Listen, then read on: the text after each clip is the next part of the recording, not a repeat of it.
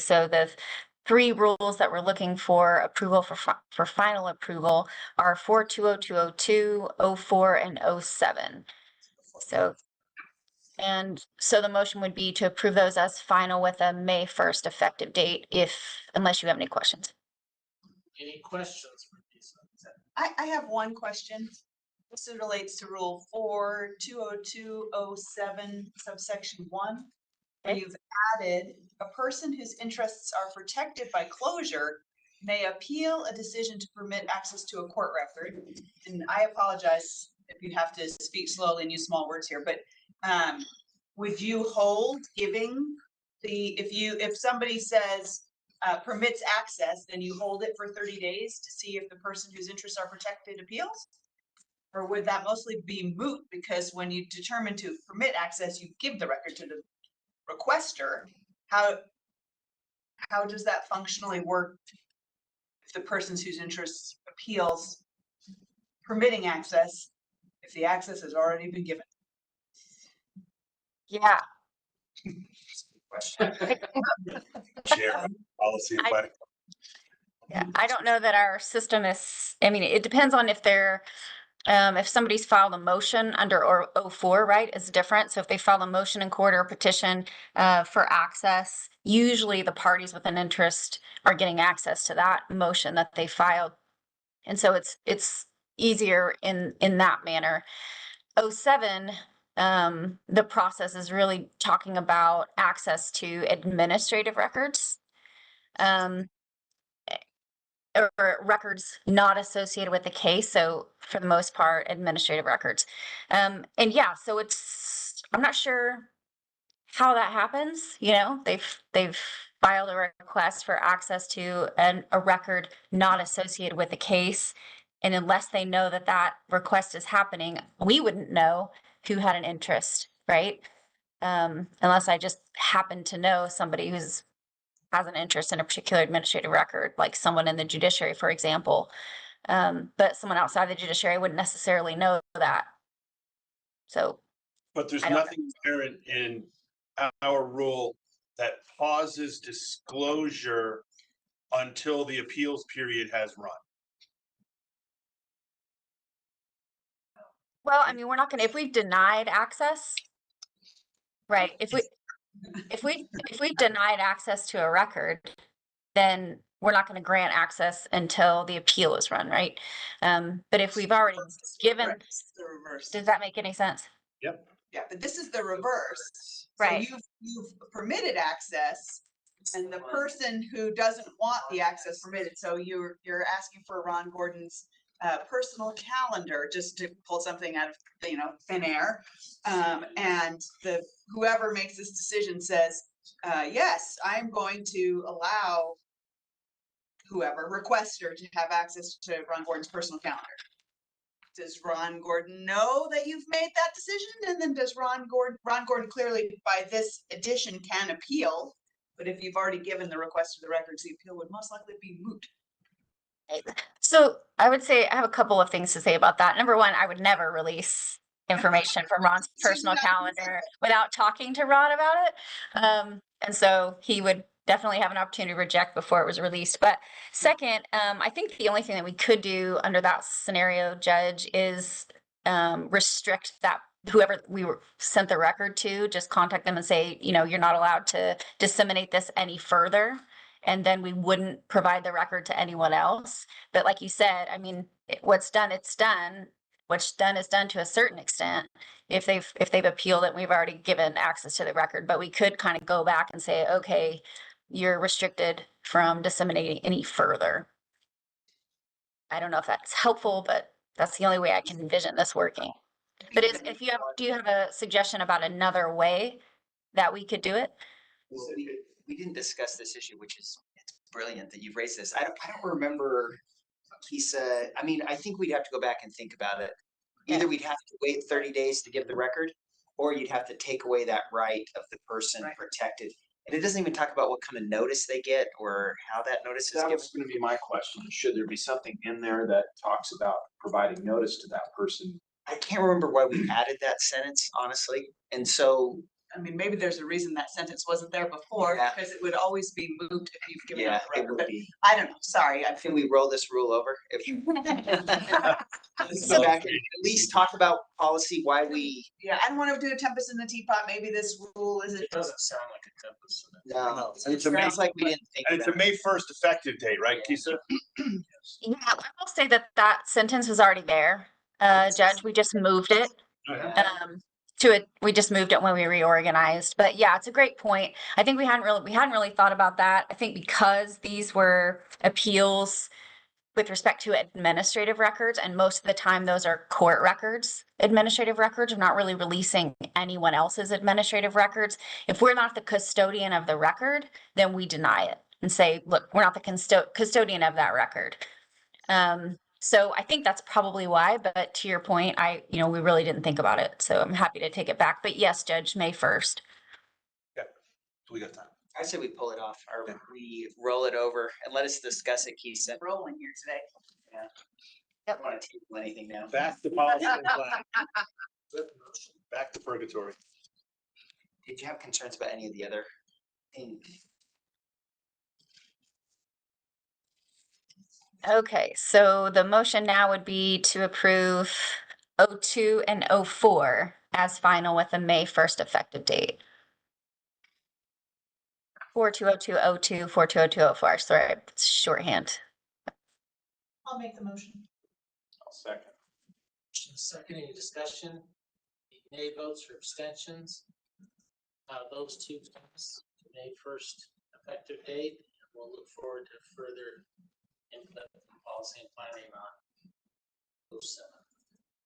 Thank you. It's going in by consent. No, we're. No. We already. That one. No, we already pulled that one out. Comments after our meeting. That has been Sorry. previous roles. Tom, we rolled that one. We rolled that one already. Okay. He let off with the roll. Yeah, it was me asking for the roll too. That's, All right. I was thinking pattern here. I think so. We'll turn to Mr. Well- Drex. I'm sorry, Oh, Lisa had one more thing Sorry. she wanted to discuss, 4-111.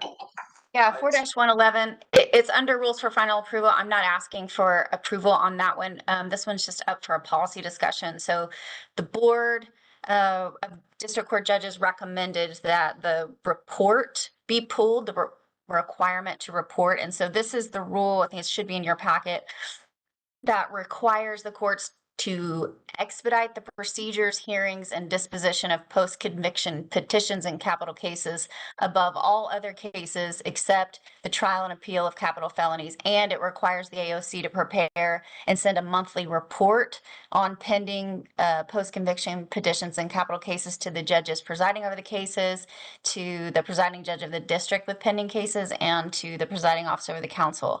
And so the board took a look at that, and Shane's here and he can discuss this, the conversation with the board. I wasn't involved in that discussion, but they're proposing eliminating that report. It's not useful. It has to be manually created and it's not useful. And so removing that. But if you remove that, the rule is one sentence, right?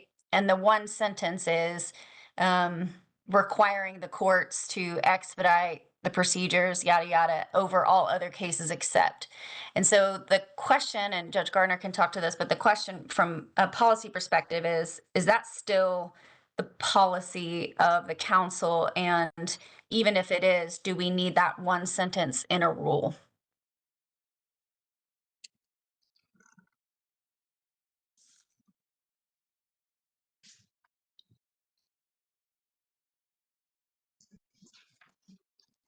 How many post-conviction petitions do we get in a year, more or less? Well, in capital cases, Capital. right now, we have, Two. and I visited with 2 judges, at least on the record side. And like, we know where these are at. I mean, my feeling was they expedite them anyway, like these are, but they're complicated cases that. My personal opinion would be we just get rid of this rule. I just think that the judges are doing their part to move things along. I don't know why we'd want a rule that would just say this. There's a lot of statutes that require us to do certain things by time frame, and just seemed once we were gonna get rid of the rest of this, that it made little sense to have that one sentence in there, but we decided we better bring it to the council for discussions. I wonder if it's a PR thing. It's just years of delays, and sometimes the public would like to see us have a rule like this, and that's why it was adopted. It's a feel-good measure, maybe. Yeah. I will note this this rule was initially put in place in 1996. So it says here. I hate to track cases much.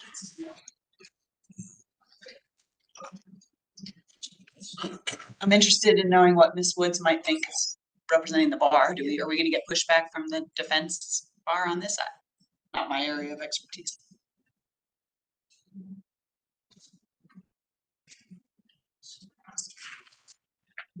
It's online, but Something else? He just referring to the policy plan to consider eliminating it. That's a good idea. I'll move we refer to policy and planning to consider the continued utility of this rule in our modern record keeping scenario. I'll second. any nay votes or abstentions? That passes. Anything else on rules? All right, thank you. Turning now to Mr. Drexel. Hello, everybody. I missed you all. I had to come down in person instead of be online. Just a moment. How far into the session are we? Week 6 of 7. You are looking good. Thank you. For week 6. That is nice, Judge Morrison. I was told that I looked haggard and like they should do a before and after picture kind of to see how I emaciate. I've seen Haggard. You're not Haggard. That's mostly just a quality of room raider type thing for your Zoom setup. Oh, that might be it. Too many lights. Well, it's the 3.5 hours of sleep I had last night. Oh, there you go. That's way too much. I don't sleep well when I have to testify in committee. I want to do a good job for you all. So legislative update. Let's see. It's been a relatively quiet, all things considered, session on a lot of issues for the courts. There aren't a lot of big bills that would fundamentally change the cost of doing business or implementation of systems or changes of practice and protocol for judges on the bench. There are a lot of bills adjusting criminal penalties, generally upward. There are a lot of bills that are creating new types of enhancement. The legislature is grappling with immigration issues that will bleed into our courts in terms of some mandatory sentences for certain people, some other processes around that. Firearm issues. I could talk about the specifics of all these bills, but I want to give you an update first on the bills that the judiciary has asked to have run. So the Board of District Court Judges, on a sad note, by the way, to start, had been grappling with medical cannabis in treatment courts, and all last fall and into the winter and into the beginning of the session, I was working to try and get approval from stakeholders, buy-in from stakeholders on this medical cannabis policy change that would allow, in a context, a judge to require somebody to abstain if the treatment that court determined it was a barrier for that person to be using medical cannabis. And that the court would be in a position to enforce that treatment decision for that person. That did not get traction with the legislators that it needs to this session, so there's not going to be a solution on that this session. Almost 100%, you can take that one to the bank, unfortunately. So we'll have to continue working on that. The Bill 49 was a juror eligibility bill that was brought through liaison as a project to try and see if we could create some ability for folks who have a felony conviction after a certain period of time to serve as a juror. The felony component kind of fell apart legislatively. There was resistance among legislators to that idea, but the change will be made in that bill that if a person, currently if you have your felony expunged, you can serve because it's no longer on your record, it's expunged. But also if it is reduced to a misdemeanor. Now you can, there's clarity in the statute that you would also be eligible to serve, even though the conviction remains at the misdemeanor level. And that has passed. Both bodies have responded to it rolling and over to the governor for signature. The Senate Bill 109 is the judicial officers bill in terms of new judges, court of appeals judge, district court and juvenile court judges.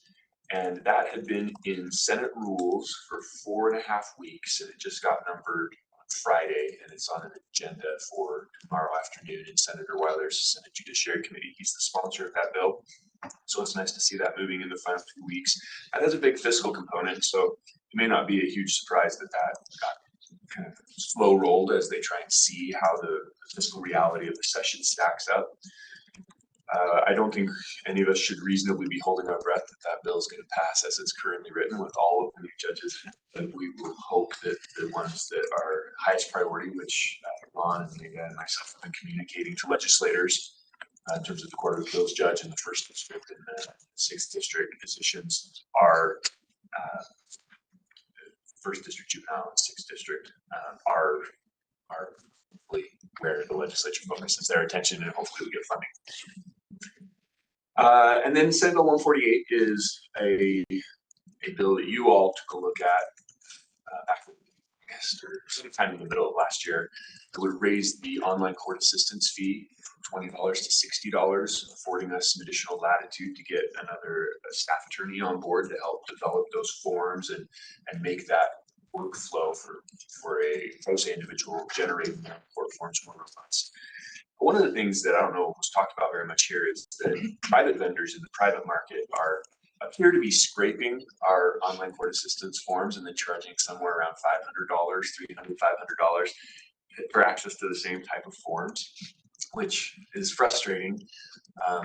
But I think we can create a value-oriented option for people that the legislature will pass Senate Bill 148, and it has now come out of the Senate rules and is on the same agenda for tomorrow afternoon in Senator Weiler's committee. He's running that as well.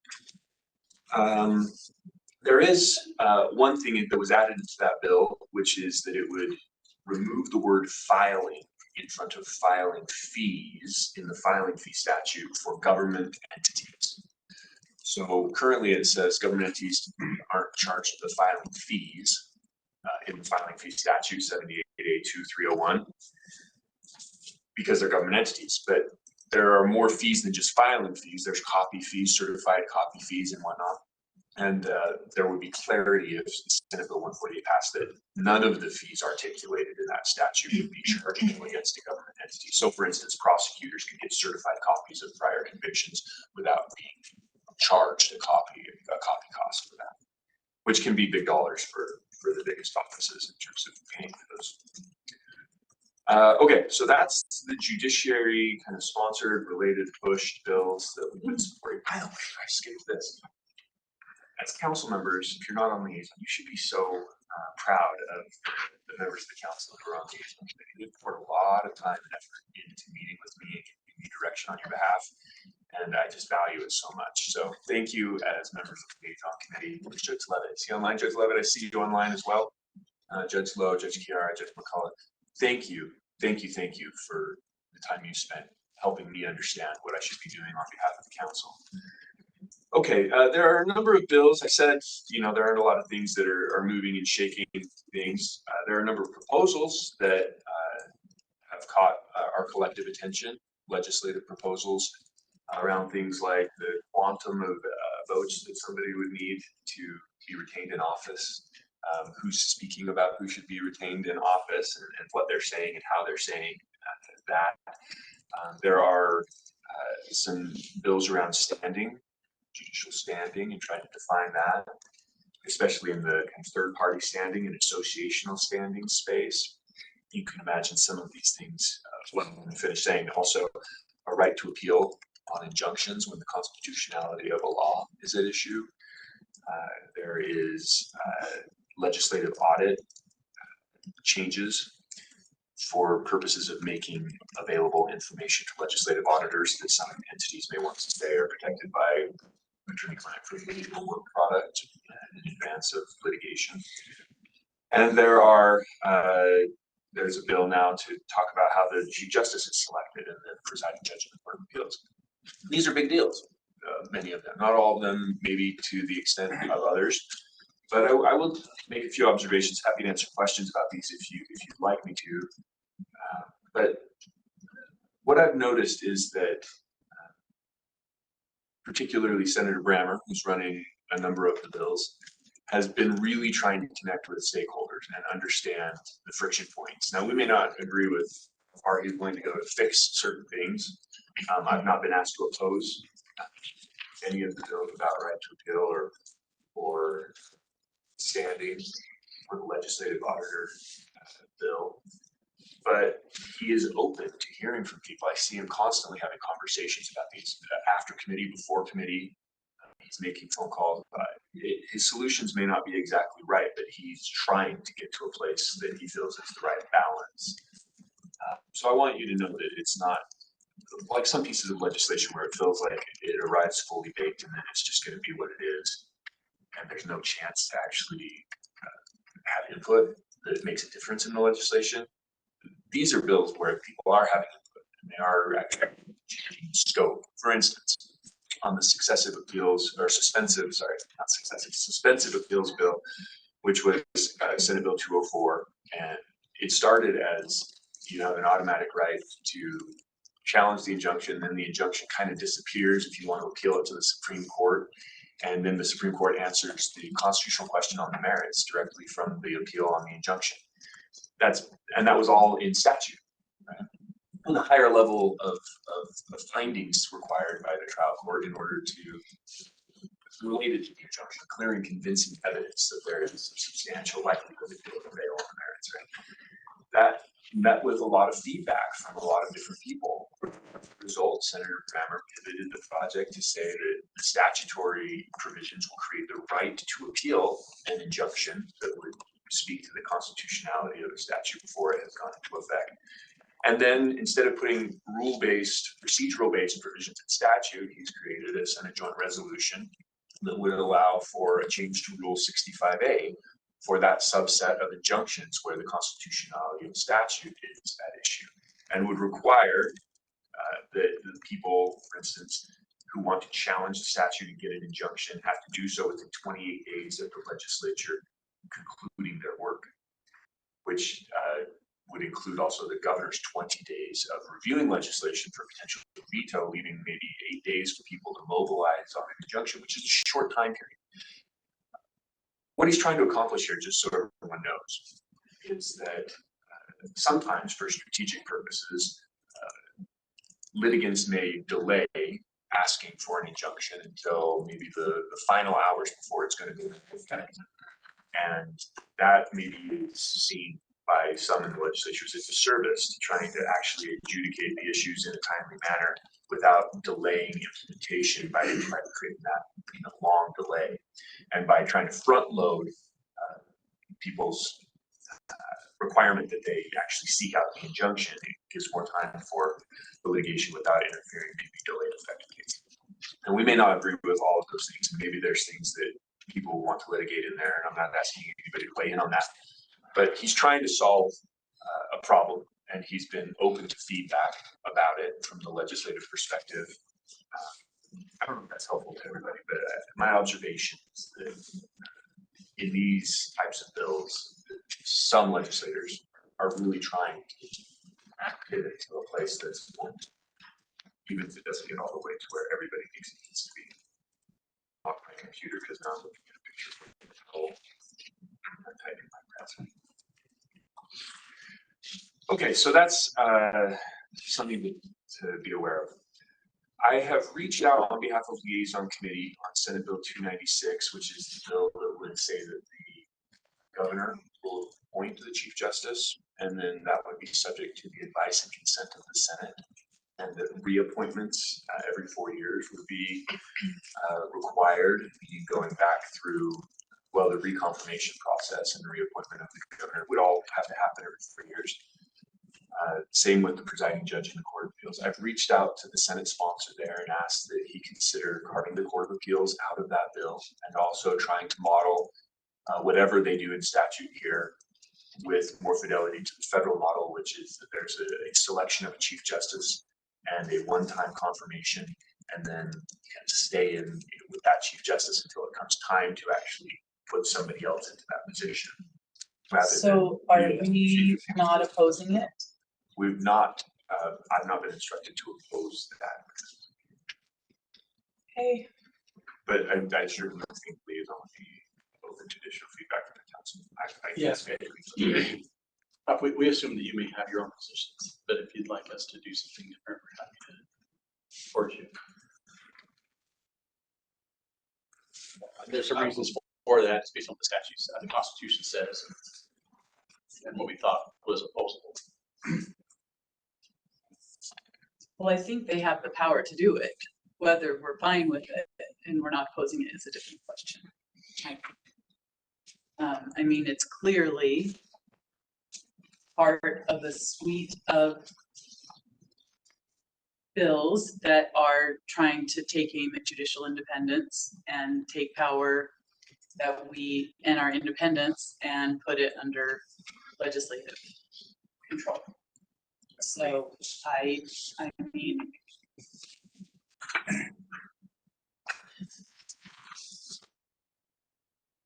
it just seems pretty obvious. And it's something similar has been floated before. How far along is that? The bill is still in the Senate. It hasn't been to committee yet, although I believe it's on the Senate committee for tomorrow in the Senate Judiciary. Should we convene a liaison or invite someone from the Supreme Court to, if you'd like the council's liaison to advocate for the Supreme Court, which always has a separate kind of an advocacy role. I mean, it likely won't make any difference if we say we oppose it. They will probably do what they're going to do. But, and I realize that sometimes if you can get a better outcome by remaining neutral, like possibly you can get the Board of Appeals carved out if you remain neutral. But I just think it's hard to stay neutral on something, them taking control of who's going to be the Chief Justice and making us go and have another confirmation hearing every 4 years if we want to keep our job as Chief Justice. They can do it, maybe. I mean, I'm not giving it giving an interpretation of the provision that says that the manner of selecting the Supreme Court of the Chief Justice by statute gives them the power to take it over and give it to themselves. So I'm not expressing any opinion on that, but it's a pretty big deal for them to take it over. Can I interject for a second? Please. I think part of the liaison's thinking on this bill is part of a more holistic approach on these judiciary related issues and trying to find some political leverage for Michael to function in. And so if we think about all of these sort of on their own merits, I don't know that that's a great approach. I think there's too many we could lose on every single one, right? So I without getting into a lot of detail, I think that's part of why in the context of everything, that was the approach with, and Michael, I believed it was no position, but with some feedback. And so that's kind of part and parcel of a lot of other issues. Part of the feedback that I provided to Senator Wilson, and he was great to take my phone call, was that it may be difficult to find somebody who wants to jump through all the hurdles of becoming Chief Justice or presiding judge, because it's really about service and extra burden and uncompensated work in so many ways, even though there's a small stipend to help address some of that. It's not necessarily the sort of position they may have in mind in terms of seeking out prestige and power within the judiciary, and that it may turn into a situation where people just say, I would rather just be head down and do a judge than serve in that role, which could be challenging for the governor and challenging for the legislature to try and find somebody that they can actually get appointed and confirm. And so that's part of the feedback that I communicated as well. How often does our opposition actually make a difference? Well, that's a good question, Judge Dorita. I would like to hope that it makes a difference every single time. And yet I suspect that it makes a difference relatively infrequently, particularly public opposition on bills where it's clear that there is a significant number of legislators, there are a significant number of legislators who would like to see it pass.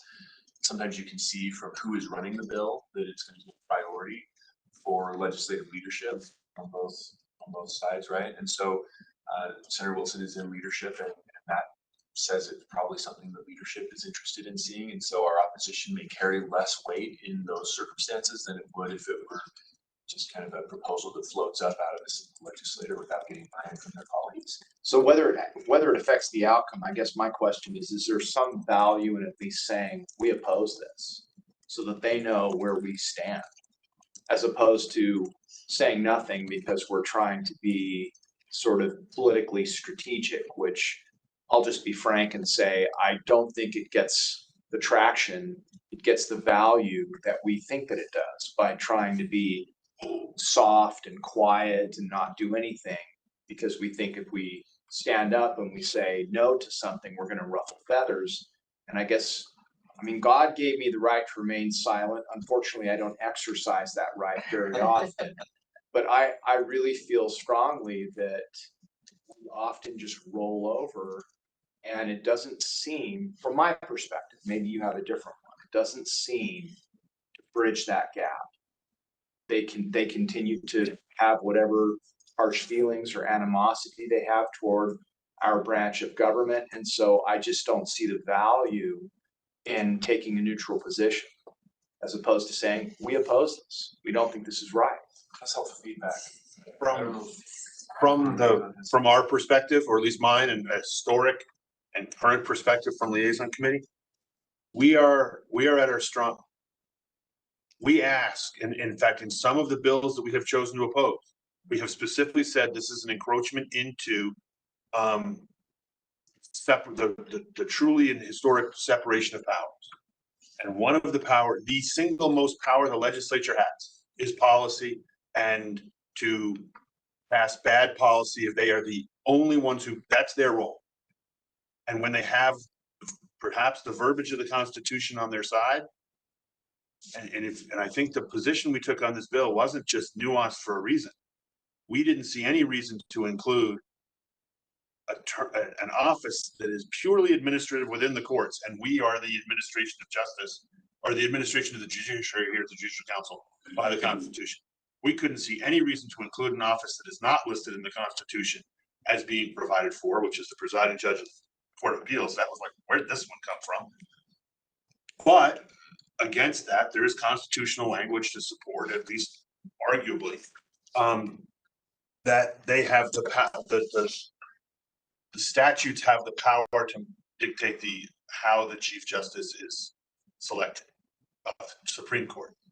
I said that, my anticipation at the hearing is, and this is what we said 8 years ago, whenever they did this I think you may have been on liaison with me about 8 years ago when they did this before.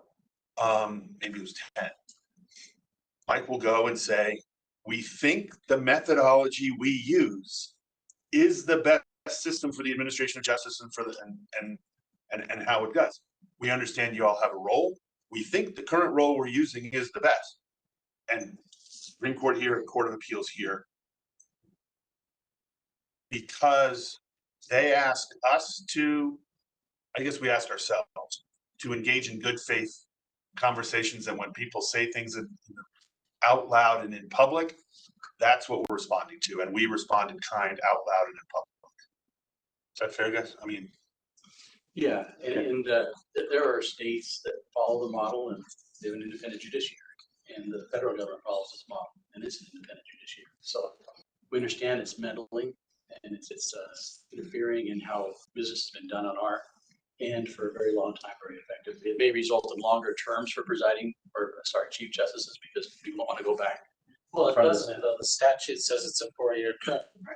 If they don't want to go back. So it's disingenuous and misinformation, frankly, when they in the newspapers say we're trying to follow the federal model, because it's not the federal model. If we're the federal model, Chief Justice would have lifetime tenure, and the chief position would have lifetime tenure with it, i.e. go see Judge. And it would be a separate appointment. John Roberts. Yeah, and when it's not filled, you remind me, Michael, it doesn't say the associate chief justice would just continue on, so it just continues kind of on. Yes, so if the person who had been selected to be chief justice decided they didn't want to continue being for whatever reason, they still stay on the court. That's clear in the Constitution.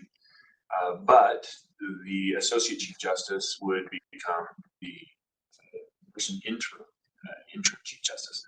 If the associate chief justice doesn't want to, then it falls to the senior most justice on the court to be interim chief justice, which could create a scenario where everyone's like, yeah, not me, I don't want to do it. And you circle around until you end up with just an interim chief justice who happens to be the most senior justice on the court at that time.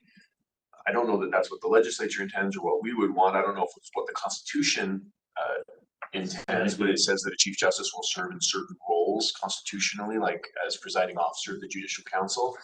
And so there's some tension and some friction potentially there through the process. It's part of, though, to your point, Judge Mortensen, it's part of the feedback that I submitted was, can we get this to more closely mirror the federal model if that's truly what is trying to be replicated? I was gonna say, my other concern is not what's in the bill as much as what's in the ether. In the press, it's being reported that the need for this bill is that justices are voting in a way to influence other votes on the court to become, basically backroom deal making so that I can become chief justice, which most of the decisions are 5-0. So where's the map?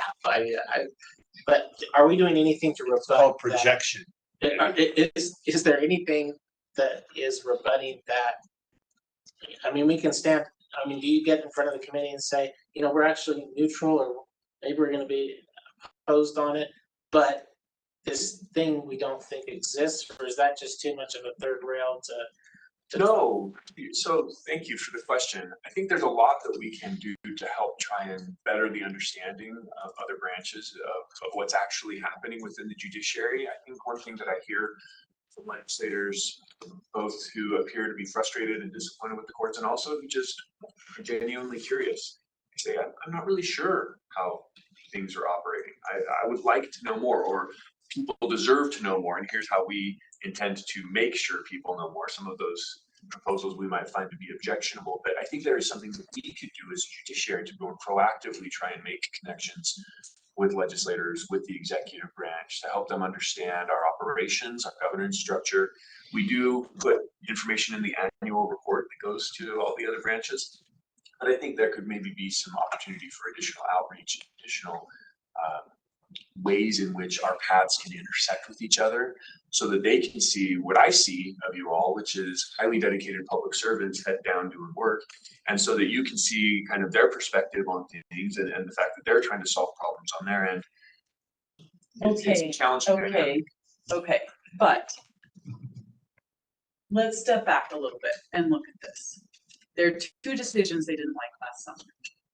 So what do we have right now?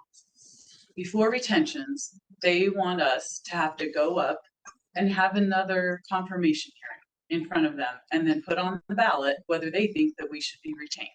They want to raise the number to 67%. They want to expand the court by 2 to 4 people, which when this was talked about with the Supreme Court, it was immediately referred to as court packing. I haven't heard anyone calling it that here, but I'm not sure what's different about it. Adding 2 to 4 people to the court because they didn't like our decisions. This is because they didn't like 2 decisions that we made. And now, we have for years, by a vote of the justices, picked our own chief justice. Yes, the Constitution allows them to say that the manner of selecting this chief justice is by statute or by law. So they just want to take it over. They want to give it to the governor, and then we have to go and have another confirmation hearing in front of them. And it seems like our approach is, can you please just punch us in the stomach instead of punching us in the face, and we'll be happy and neutral about it. the bar is out there saying this is unacceptable. And we're saying, oh, we're taking you in good faith. You're just trying to solve problems. No, it's retribution. It's obviously retribution, and I'm not sure why we're not saying that. I'm happy to carry whatever message I'm instructed to carry. Well, and so that Justice Peterson isn't on the record saying that on her own behalf, I share everything that she just articulated. I don't think she should be out there on an island as the only one who feels that way. Not that adding my voice does anything to add credibility to her, but I feel very strongly the way that she just articulated. I've expressed that to you and to Ron and others as well. I would also say it seems strange to me that there's this position of, well, we as the legislature don't know what's going on there. I can tell you I have never had a legislator show up in my courtroom, and I have invited them repeatedly. They have no idea what happens there by their own lack of desire to be educated in the process, not because of something we have done to hide it from them. So it's pretty frustrating to have this argument be, well, we just don't know what goes on there. We don't know. Well, that's a you problem. It's not an us problem, but it's coming back to us as it's an us problem. And I echo, I share those concerns. Thank you. There's also a lot of misinformation. There are legislators saying, oh, we need more members of the court because they have a backlog. That's absolutely false. We haven't had a backlog for years. We had a dip in case filings during COVID. And because I'm glad to hear that there are going to be more attorneys in criminal appeals in the AG's office, we've had lots of extensions that have meant cases that should have been ready to be heard weren't. So there's been a dip that's been improving. And we've done all the cases that have come to us, but saying, oh, there's a backlog, we need to add people is completely false. I understand that the main concern is that someone would have to reappear before the Senate. Is that the main issue with them having this authority? All of it together is a huge Oh, no, we have to separate them. judicial independence problem, all of it. So on this particular issue, it wouldn't affect your operations. It would just, because anybody can do the job. It's really the issue of having to reappear before the Senate. Is that the sticking point? Well, there's no reason to change it. I think, Yes, Chief. go ahead. Have you finished, Justice Peterson? I mean, my preference is kill this silly bill. There's absolutely no reason for you to be meddling in how we pick the Chief Justice. You can, but it's not broken. It's working well. So don't do it. Jake? Yes, I really appreciate the discussion. And I appreciate how strategically our legislative liaison committee is thinking through these issues. I'm also sensitive to the fact that this is a public meeting. So I want to maybe temper my language, but I think Justice Peterson makes excellent points. It's the natural inclination is to take these one by one, but it is a broad attack. I view it as a broad attack on the independence of the judiciary. Now, as to the Chief Justice question,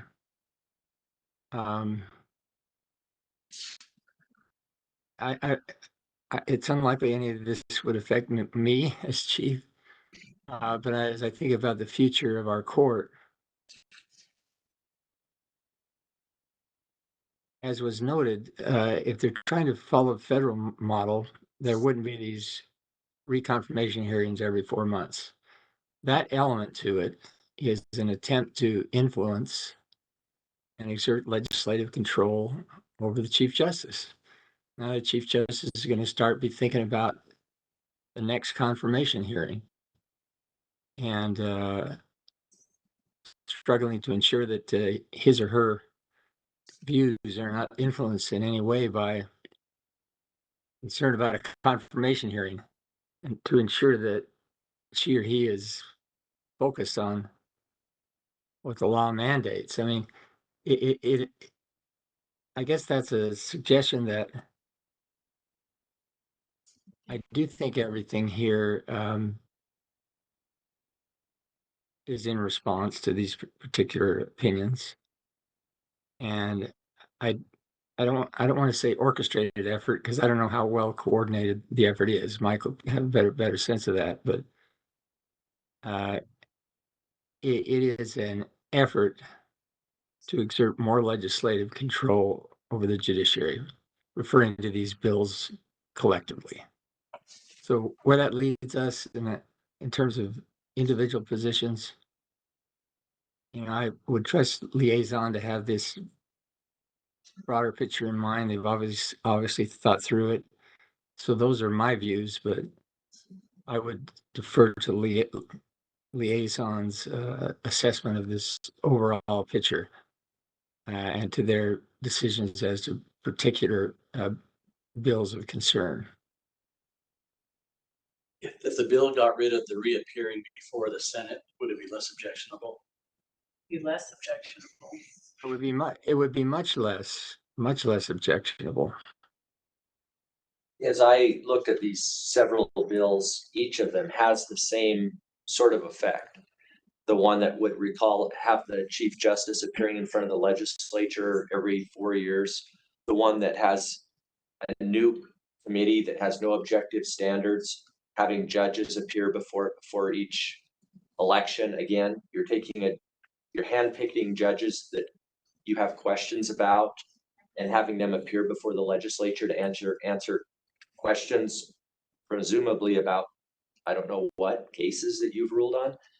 And then even as I thought about, and I actually made a smart aleck comment back to Michael, I was expecting him to say something to me, but he got so many responses to the 67% rule that he couldn't respond individually. But my response was, well, that helps me a lot. I need to be very cognizant of any high profile case that I take, and I need to stick my finger in the wind to make sure that at least 67% of the people are going to agree with me on this ruling.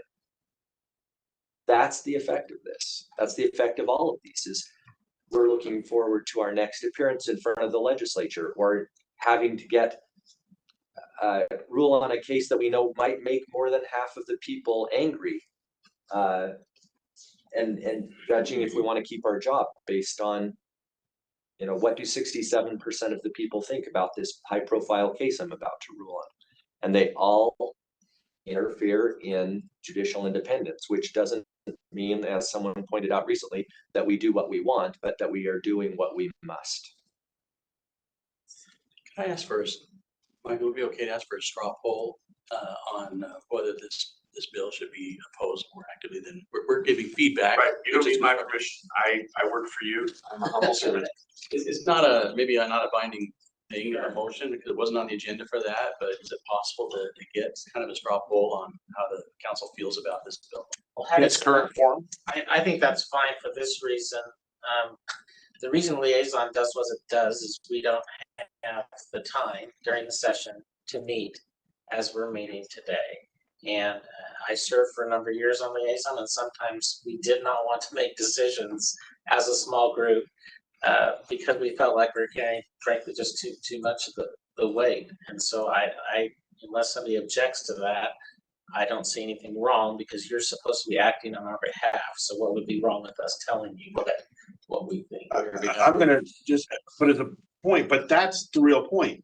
I don't know that a straw poll gets liaison to go back and make a different decision. Liaison, we took a position.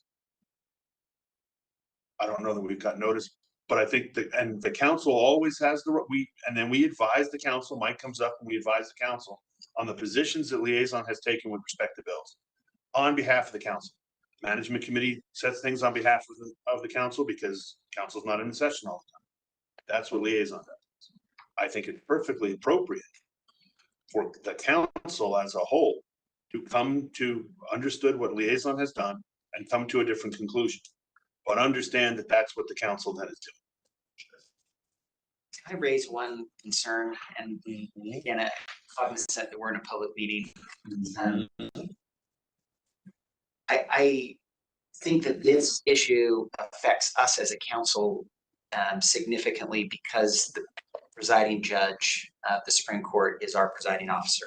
And the duties of the presiding officer as set forth in our rules and what happens in this council is significant. They are the primary voice of the judiciary as a whole. They are going to be on the management committee. What we do as a body, that person is going to be central to what happens in this council, which again, I know no one's talked about that, but this isn't just a Supreme Court issue, it's a judicial council issue, which is also a judiciary issue. And when you combine that thought, I'm not going to say more, but just I think that is maybe a concern, a concern that I have. Well, and our concern obviously is that I don't think we want to say we're against the governor. I think we have a good governor. And I don't know what he's going to say. We don't trust him. I don't want to come across as saying that. But I would like to know if the council would like the liaison to reconsider its position. We've given feedback. That feedback wasn't positive. Had concerns, and concerns you've mentioned. But we've also acknowledged that the Constitution allows this. And except for the reporting part, it seems fairly palatable. But if it's okay to get a straw poll, first of all, if you would prefer that we oppose, I know still a liaison's delegated role to make that decision, like someone said. I'd like to hear.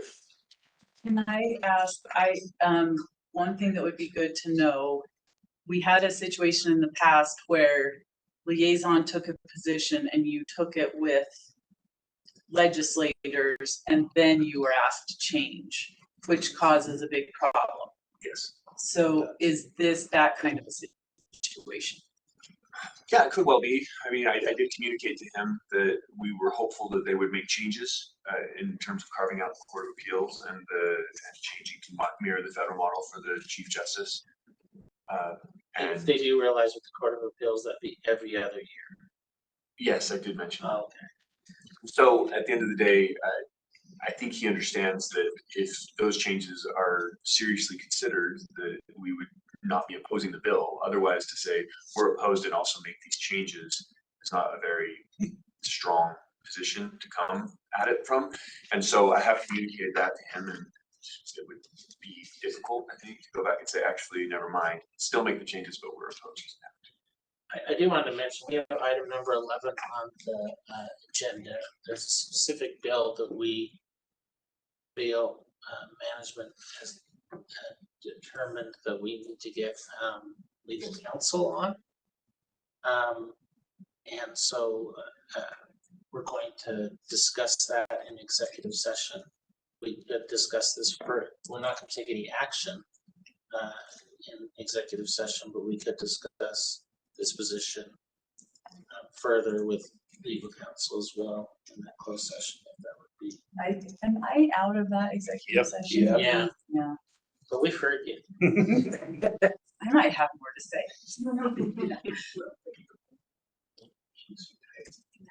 Okay, so I could talk about. You could stay for Okay, this, gotcha. Okay. Actually, Michael, I was going to ask you if it would make sense for me to make a motion that we take our break and then take the executive session out of order, Michael, if you thought that made sense. I defer to the group. That does not make sense to me. So Okay, that's fine. Well, we're not gonna, I'm gonna exercise my prerogative as chair. We're not gonna do that. I was gonna move item number 11 down with 14 and 15, so that we're handling all the executive session matters together, because we also have presenters who are waiting, and I don't. way over time. And we've already gone over time. In other words, I'm not going to just have those people in a holding pattern, because our discussion here does not feel like a short one. I got two new judges sitting on tender hooks right now. They're panicking. So yeah, we'll unless, do you have something you need to leave for, or are you good to stay for a minute, or? I will stay as long as I. Okay. why don't we do this? Is there anything else you want to update us on? No, I've gone over time. I'm happy to answer any questions, suggestions, raised. Email me or give me a call. Are there any specific questions?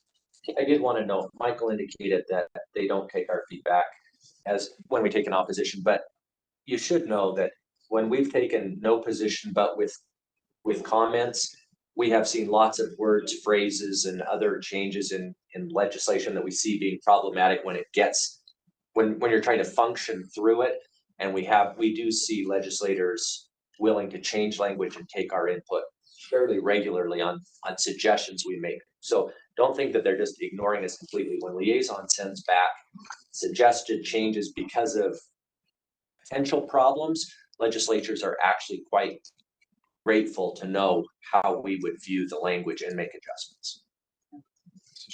With that, we're gonna take a 10-minute break till 11:17. Messing around.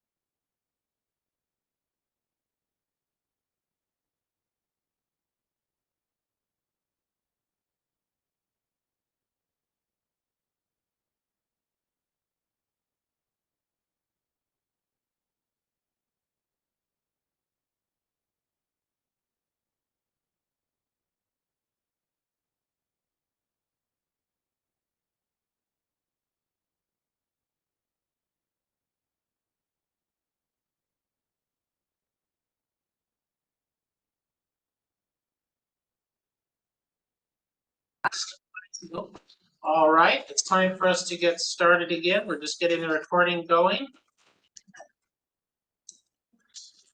Very good. Our next item on the calendar is certification of the new Justice Court judges, Jim Peters.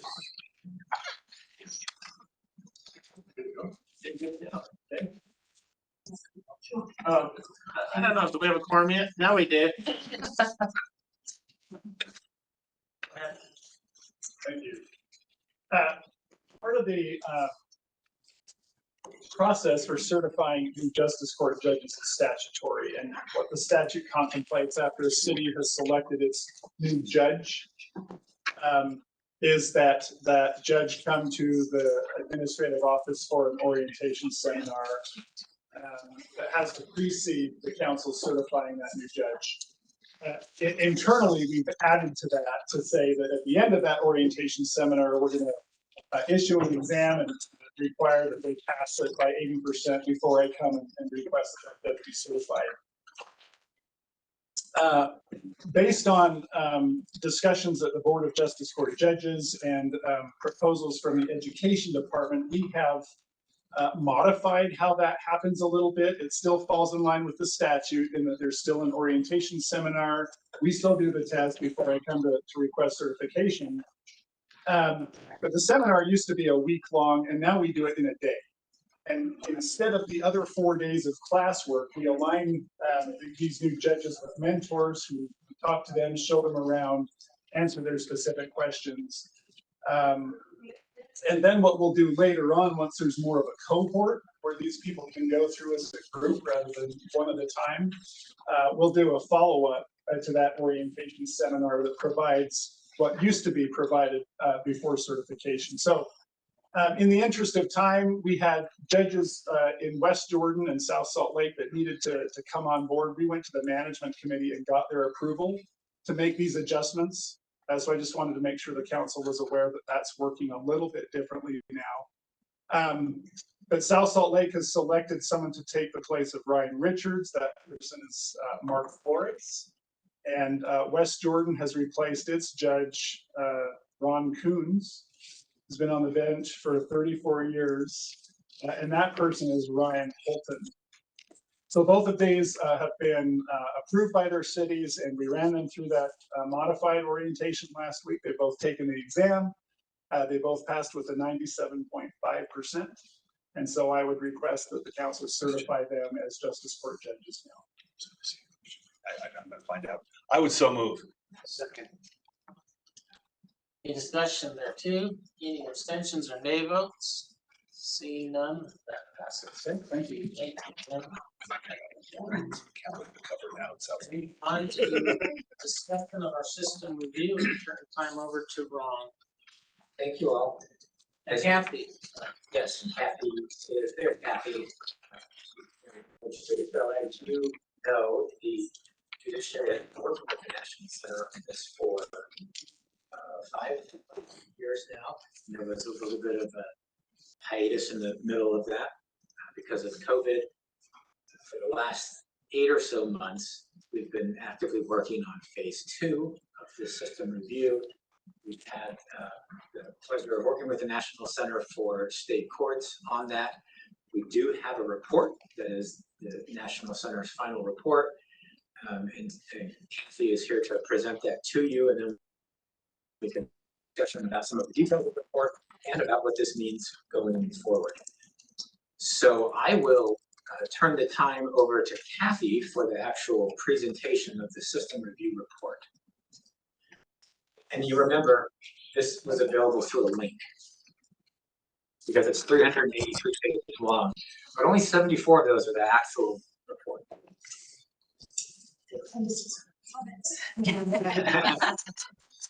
So, good morning, Ron. Good morning, Nia. How are you all? Good. I'm going to share my screen, so hopefully this will work. I haven't actually used WebEx really since I left the Missouri court. So the National Center uses Zoom and Teams. So hopefully my memory of how to use WebEx comes back to me pretty clearly. Um, so, going to pop over. Are you seeing the screen of the PowerPoint?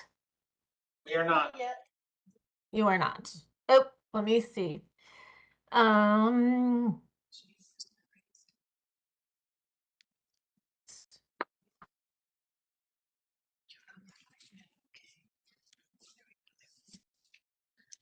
Now we are.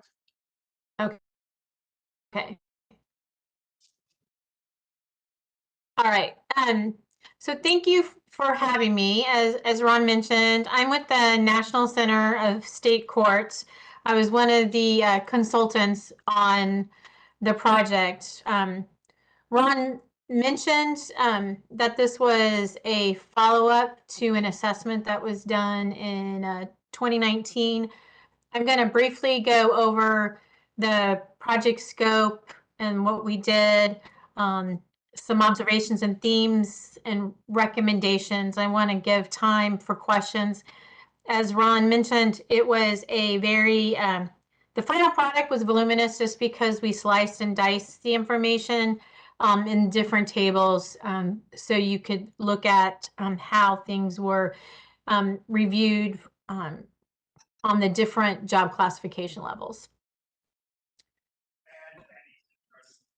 So back when this first started, there was it was a more limited study to look at the perceptions and the needs of the judicial officers and the employee in the Utah State Courts. There was a report given, again, it was limited in the number of people that were interviewed, and there was an initial report, and there was an idea that there was going to be a phase 2, which was going to be a broader based report. And as Ron mentioned, COVID happened. And then Utah followed up early last year to want to follow up and do the second phase of the project. So the project consisted of various phases. The first phase, last May, we did a kickoff meeting with the steering committee of the Utah Judiciary.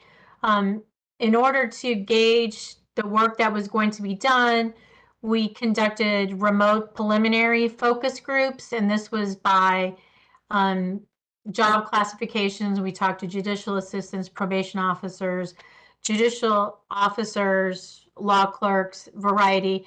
And this was to kind of get a sense of where any challenges that were existing within the Utah judiciary, and what if any of the challenges that were raised in the previous report still existed.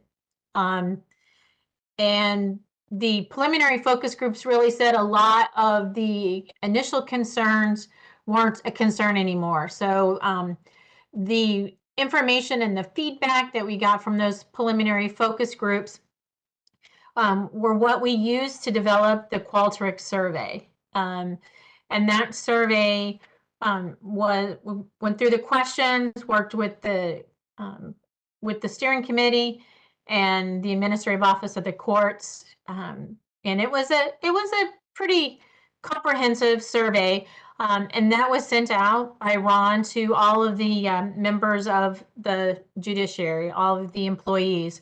You all had an amazing response rate, and so I believe it was close to 80%, maybe it was 77%, which is an amazing response rate for a survey if you think about it. After we did the Qualtrics survey, we did an analysis of where, again, there were maybe some challenges or things were being positive, and the initial review of this survey led us to the development of questions that we wanted to ask when we were coming on site. After the on-site focus groups, we analyzed the data that came through the focus groups on site and the survey results, and it culminated into the final report and the presentation. So The report in and of itself, it's broken down into several areas. It goes over the assessment areas, and that has a lot of charts embedded in the report, so you can see how the individuals answered. I should say that as a group, there is nothing in this survey that we could ever trace back to an individual who filled it out.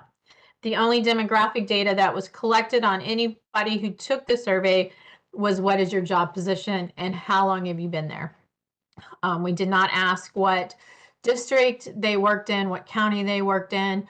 So the information that they provided in the survey was anonymous. The report went through findings and then had the recommendations. And as we go through this, if somebody's got any questions, please go ahead and ask me, but there's going to be plenty of time for questions at the end. But the assessment areas that the questions revolved around were the administrative office of the courts, you know, how much they knew about it, communication. It had the employee satisfaction, kind of at a global and at a local level. There was a review of the governance and leadership, both statewide and at a local level. So what the impact or the information that we received from the staff, and this was looking at both the survey results and the interviews we did on site with the focus groups, that since the original report, there had been significant improvements made in the perception of the governance and leadership of the judiciary. Some of the words that we heard where it was the AOC Judicial Council were perceived to be more transparent. They shared more information concerning judicial operations. There was a little bit of feeling that at some staff level that they felt left out of the decision making when the changes from the Judicial Council were being made that would directly impact their work. There was also significant improvements made in the communication from the AOC. Staff and judicial officers are generally satisfied by the content and the frequency of the communication. There was even expressed appreciation for the state court administrator to the local courts, making his presence known, and some reference to some videos that he made to share information. Some of the comments about communication said that some of the communication tended to be high level and maybe didn't go into enough detail about the impact of the information that was in the email or other communications, specifically, you know, what changes that might mean to their job. And there was, again, this wasn't an overall feeling, but there was some staff expressed that some of the emails may not be applicable to their position, and that communication could be targeted more precisely to specific groups. Under the culture and leadership, there is an overall positive perception of the judiciary's culture and leadership. You know, the surveys results showed that there was a very strong understanding of the mission and values of the judiciary. There were some areas that there was maybe some opportunities for improvement.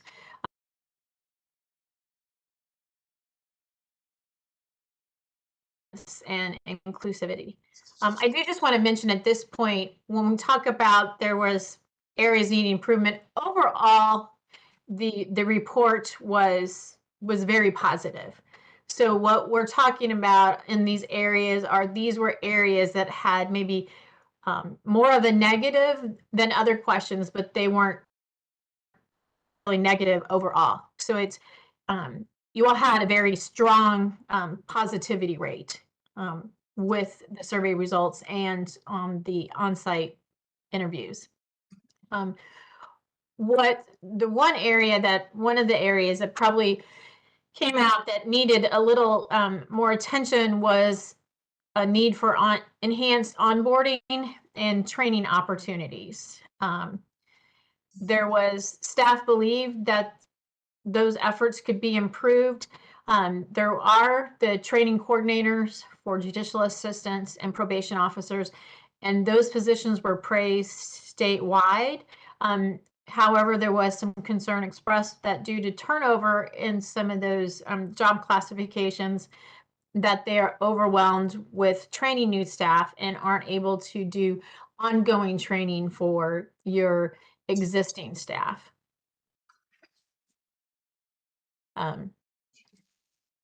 Another area that came up pretty much across the board was a desire and a need for better IT support. Both staff and judicial officers expressed dissatisfaction with the responsiveness of the IT support. There was some desire expressed that to have some regional IT support, that the technicians could perhaps be embedded into district court.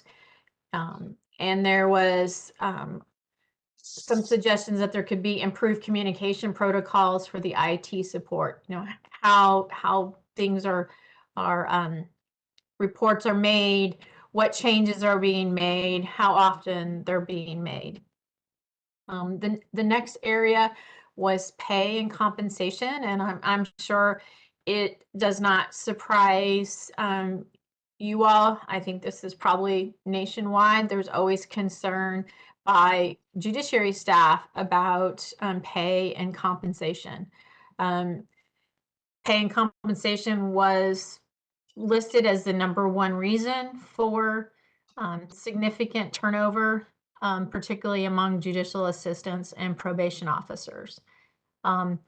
There was some indication that among staff that they did not really understand the pay for performance system, and there was some concerns expressed about perceptions of inconsistent application of standards for the different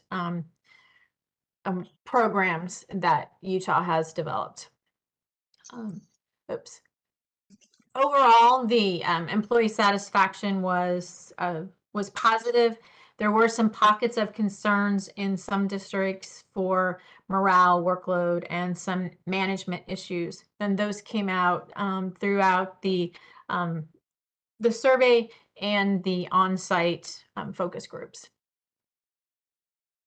So in looking at the survey results and what we heard from staff when we were on site, and in discussions that we had with the steering committee and Ron and Nada, there was a development of some recommendations for the Judicial Council and the AOC to consider.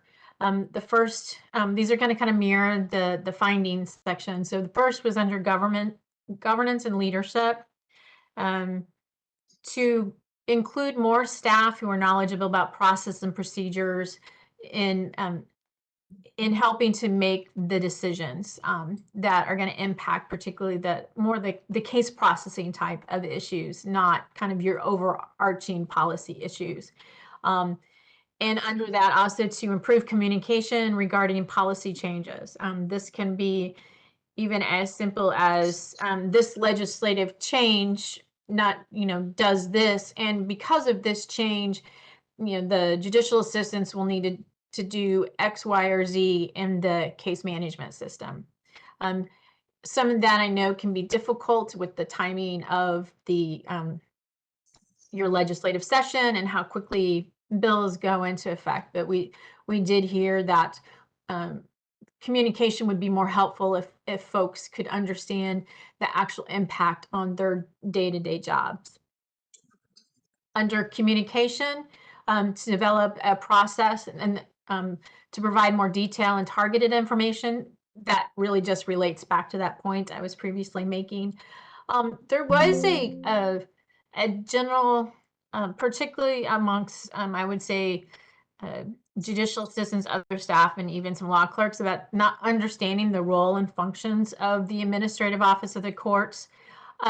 So perhaps there can be more information that's shared with staff about the role of the AOC, how it works with the Judicial Council, and what its function is in order to like implement the Judicial Council's policy. There was, like I said, a kind of a lack of understanding, particularly amongst those who may not be contacting the AOC on a regular basis. Training and onboarding.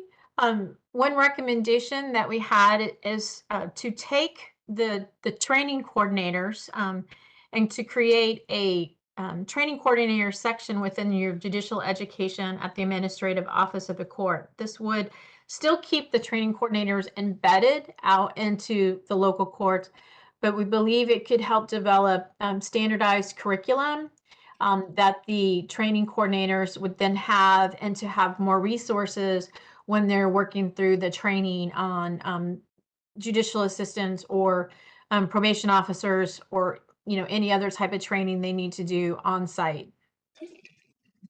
Under IT, a recommendation to evaluate the feasibility of establishing regional IT tech positions. Those would be similar in nature to what I described for the training coordinators. They would still be AOC employees, and they would work out in a district and be available to do on-site support to the courts within their district.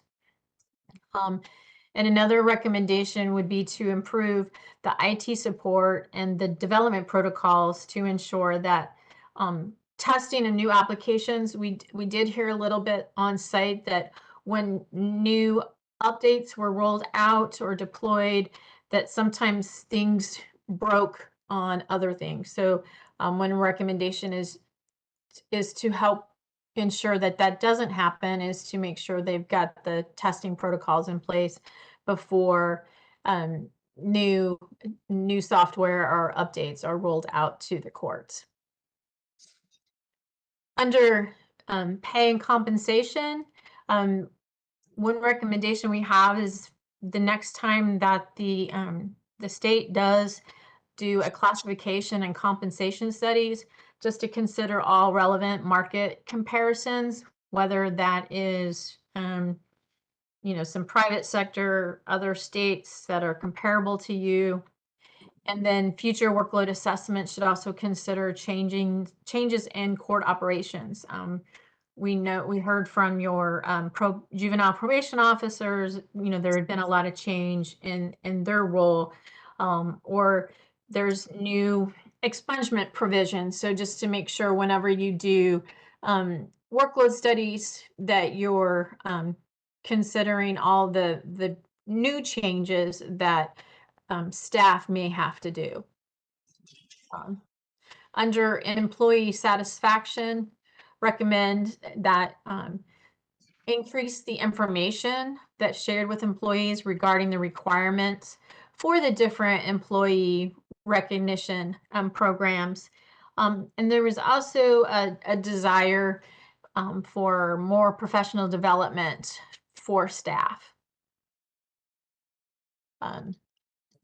So as mentioned at the beginning, that there was the survey results and the focus groups really highlighted that significant improvements had been made by the Utah judiciary in the governance and operations over the past 4 or 5 years. That the communication is much better. They feel like they understand what is happening related to the judiciary. There was a lot of positive information shared about getting the Judicial Council minutes and about the legislative liaison that works with you all and the information that is shared to the judges and the staff. The one caveat there was that the communications could benefit from targeted and more detailed messaging. There are still challenges remaining for high turnover. You can see the high turnover rate, particularly for judicial assistants and probation officers. There's also for law clerks, but I think due to the nature of the law clerk positions, those lend themselves to, staff only staying for a year or two and then going on. It was mentioned that pay, training, and IT support were also areas for improvement. And staff would like the more and detailed trainings for their job, particularly once they're in the job, to have more of an opportunity to have the ongoing training about changes that are being made in the policies, procedures, and the case management system. And again, I do just want to mention that overall the branch is working well, and that there was commendable progress made from that phase 1 report. So at that, I will quit sharing and open it up for questions. All right, any questions?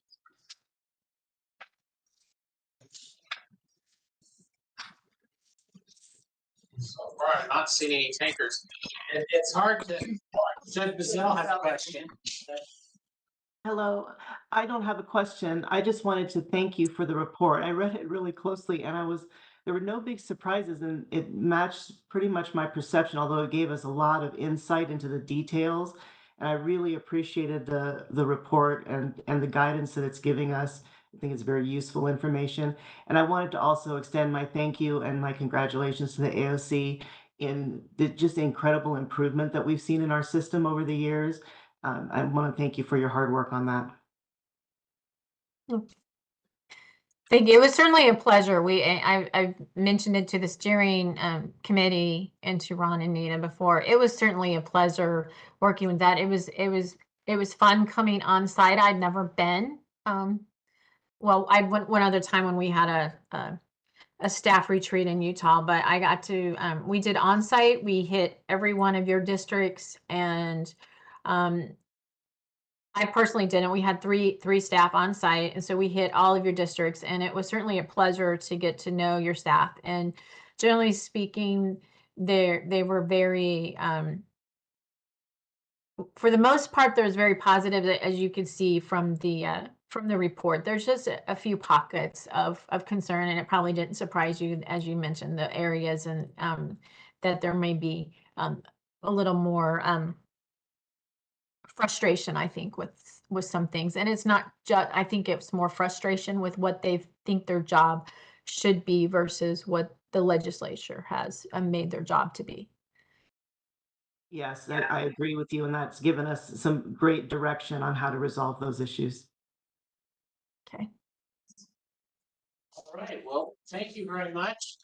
We're obviously going to be digesting this for some time. I think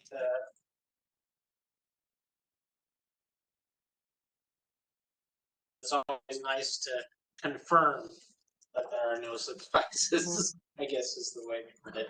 So thank you very much, and anything else from there? Just to add that we had created a tracking sheet to track every single one of the recommendations. So we'll provide you with regular updates. We will, so that you understand our progress and so that we understand that we're doing what you would like us to do on these. Nate and I have scheduled a webinar for next month.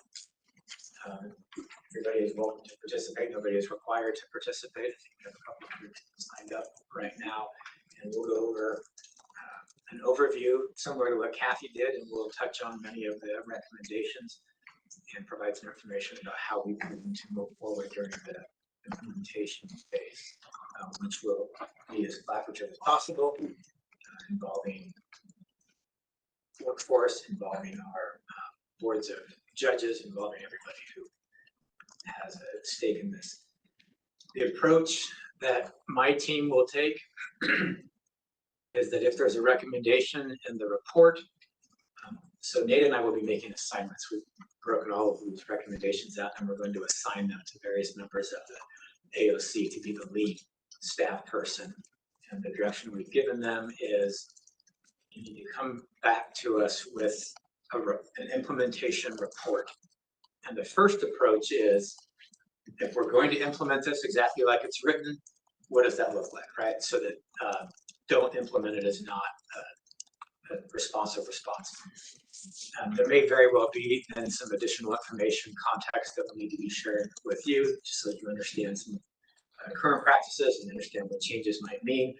A handful of these things have some fiscal impacts, and so we'll make sure that we have those fiscal impacts identified as well. It might be a situation where you have to pick and choose the areas that have fiscal impact and how you'll fund those. So thank you again, Kathy, and to the entire National Center, to your team. Very much appreciate the opportunity to work so closely with you on this and look forward to now moving forward with implementing and improving. Well, thank you so much. It certainly was an honor to work with you all, and I look forward to hear what changes that you all may be able to implement as a result of the survey. So thank you all. Have a good afternoon. I think I gave you back some of the time you had used up earlier. So good luck on the rest of your meeting. Thanks. All right, thank you very much. Bye-bye. Move on to item number 12, the consent calendar. Does anybody want to pull anything off that, or otherwise we'll just go through as consent? Seeing no takers, we'll move on to item. Do we need to have a vote? All right. Move to approve the items on the second. Any discussion as to any of those items? Any abstentions or nay votes? Seeing none, that passes. Number 13, old business, new.